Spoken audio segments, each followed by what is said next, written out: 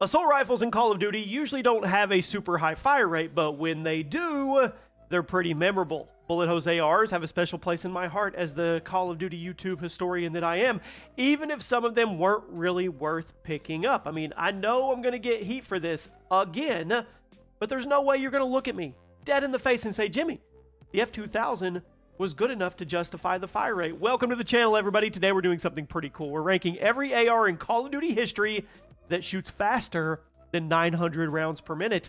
And we're going to start off with the F2000 in Modern Warfare 2. I know what you're going to say. Jimmy, you were supposed to use it like an SMG. You're supposed to be super aggressive with it. Yeah, I know, but that doesn't mean it's actually good for those playstyles. Why would I use the F2000 instead of an SMG in this game, which had amazing SMGs? The F2000 may have had a great fire rate, but it was also a pea shooter with high recoil, ugly iron sights, and slow handling when compared to other close-range guns. And the gun looked fat. Anybody else ever think that? It looked fat. Why would I pick this over something like the UMP-45? I would not. Out of all the assault rifles in Call of Duty history that fired over 900 rounds per minute, I think the F2000 was easily the worst because the fire rate was really the only thing it had going for it. It was memorable, but it wasn't actually good. Ever wish you could predict the future? Well, today you actually can. Today's video is powered by Kalshi.com, the only place to legally trade on real-world events in all 50 states. And honestly, it's one of my favorite ways to see what people actually think is going to happen before it happens. Most of you know I'm a huge Marvel fan, so I thought we would check out the Spider-Man Brand New Day Rotten Tomatoes market. Click on it right here on Kalshi.com, and it's really, really simple. Will Spider-Man Brand New Day get above 85, above 90, above 95? It's a good way to gauge the hype for the movie, which we know there is tremendous hype for this movie. People are literally trading on what they think the critics will score this movie. Looking at the market, we can actually see where traders think this movie is going to land. And after everything that happened with No Way Home and the direction Spider-Man's going, I think Brand New Day has a chance to land really, really high. But that's the fun of it, because anything can happen. That's what I like about Kalshi.com. It's not just Spider-Man. I mean, we could trade on who the next James Bond's going to be. Will GTA 6 launch on time? Who Sadie Sink actually plays in Spider-Man?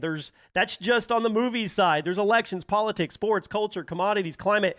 You can trade on everything that is a real-world event. So if you think you have a better read than everybody else on the Spider-Man Brand New Day movie and the Rotten Tomatoes score or any other market that's on Kalshi.com, click the link below or use code CHAOS to get $10 when you trade $10, and you can do that on all the markets that are on Kalshi.com. I've got a pretty good idea where Brand New Day is going to land on the Rotten Tomatoes score, so you guys let me know what you think. Again, use code CHAOS, pin comment below. Now let's get back to the video. Next up, if you're playing Black Ops 2 on the PS5 right now, you probably tried this gun because it's actually a pretty early unlock. And if you tried this gun, you probably put it down after a few matches because it's not very good. I'm talking about the Type 25. In fact, I would even say it was bad in the context of Black Ops 2. On its own, it's okay. But when you stack it up against the other ARs in the game, it's far and away the worst. The fire rate may be high, but the damage is low and inconsistent at times, and that recoil is super bouncy and unpredictable. So even though you can kill somebody really quickly, you usually don't get that super fast TTK because of how tough it is to stay on target beyond close range. I still solidly think it's one of the worst guns in the game. And when it comes to the assault rifles that fire faster than 900 rounds per minute, I would say it was almost the worst. But I guess if the F2000 didn't exist, here's the Type 25. I mean, I guess lucky for the Type 25, the F2000 does exist, and the F2000 does indeed suck. And I'm going to constantly remind you guys of that this entire video. Next up, the LV8. Is it Basilisk? Basilisk? Black Ops 3? I never understood the appeal of the weapon, aside from the fact that the name reminds me of Harry Potter and the Chamber of Secrets, which, side note, what do you guys think about the new Harry Potter HBO show? What do you think? You could go check my updates on Chaos Cinema. Yeah. Are you going to watch it? Are you going to skip it? I mean, after the disaster of the latest Avatar: The Last Airbender adaptation on Netflix, I'm kind of burnt out on these big budget, over dramatic retellings of stories that were already perfectly told. Anyway, this is a Call of Duty channel.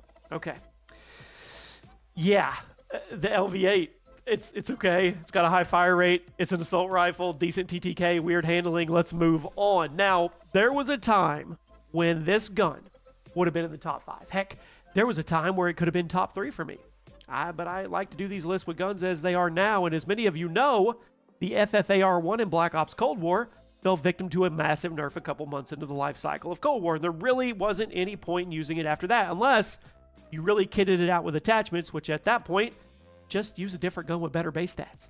When Black Ops Cold War launched, the FFAR was amazing. It was a final unlock. It perfectly captured the spirit of the original Black Ops 1 FAMAS, but now after the infamous Nerf, it's a bouncy, inconsistent pea shooter with a bit of a cult following. I put it at number 8 because, like I said, it's viable if you stack it up with high-level attachments, but at the end of the day, if you have to work that hard to make the gun viable, it's not a very good gun. And speaking of guns with cult followings, I don't want to hear one damn word. I put this at number 7. I could have put this at number 11. A gun that I do not understand the appeal of, but there's been a lot of defenders circling around it since the launch of the game in 2011. Over the years, maybe I've warmed up just a hair to the fad, but it's not a good gun. Talking about the fad Modern Warfare 3, I understand why people enjoyed it. The fire rate was super high and the damage was low, but if you had that specialist bonus active, you could zip around the map pretty quickly and actually keep a pretty quick close-range TTK as well as a competitive mid-long range. Now, does it have to be said that the gun was entirely invalidated by the existence of the MP7, which was an SMG with better damage, range, handling speed? So once you realize that, there was no reason to grind out to get the fad. I mean, I'll put it at number 7, but it wasn't very good. But I'm going to throw a few olive branches out there. Wasn't the grind like level 70 in Modern Warfare 3 for Prestige? It took you that long to get this gun. Next one up. FR Avancer in Modern Warfare 2. The new Modern Warfare 2.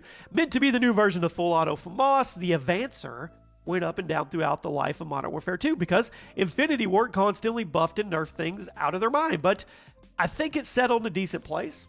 The movement was a little slow, but so was all the movement in the game. The time to kill was pretty quick. The fire rate was high, so it remained viable up close. And it had some pretty nice iron sights and decent attachments.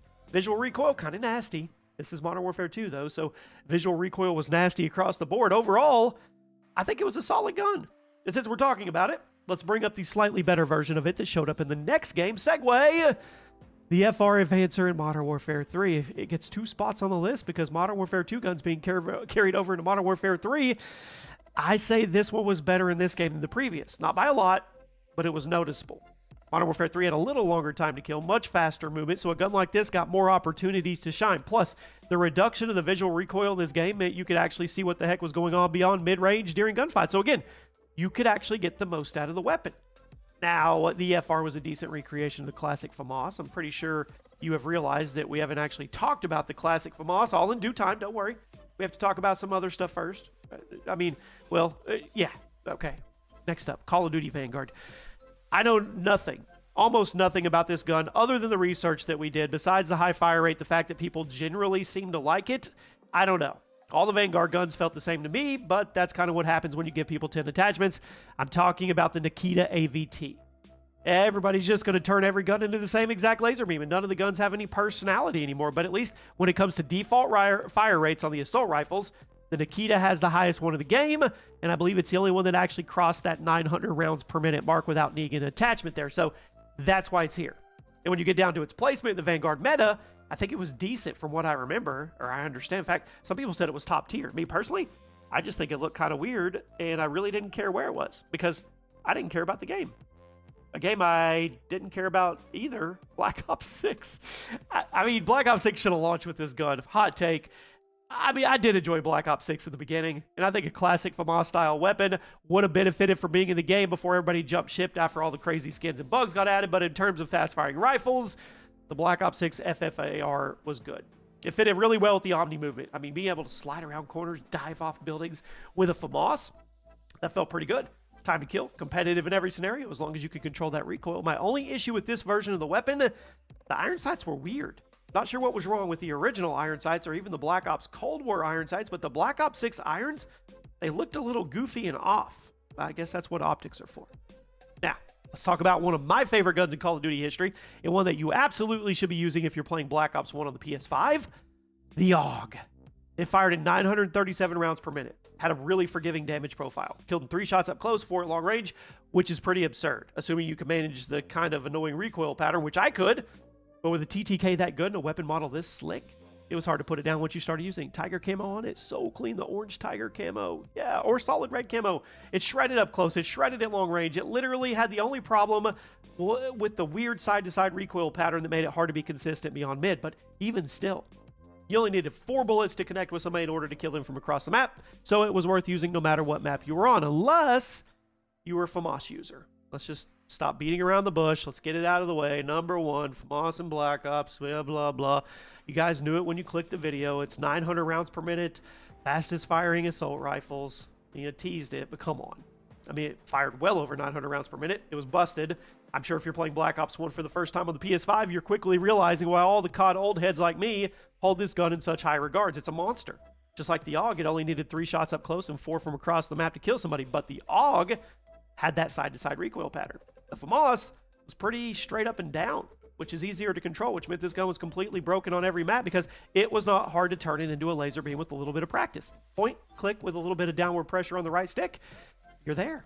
It was by far the best firing AR in Call of Duty history. And if you guys like this kind of ranking, we could do another one. Maybe we rank every SMG that fires over 1,000 rounds per minute. Maybe we rank every full auto shotgun in general. The sky's the limit. Possibilities are endless. Let me know.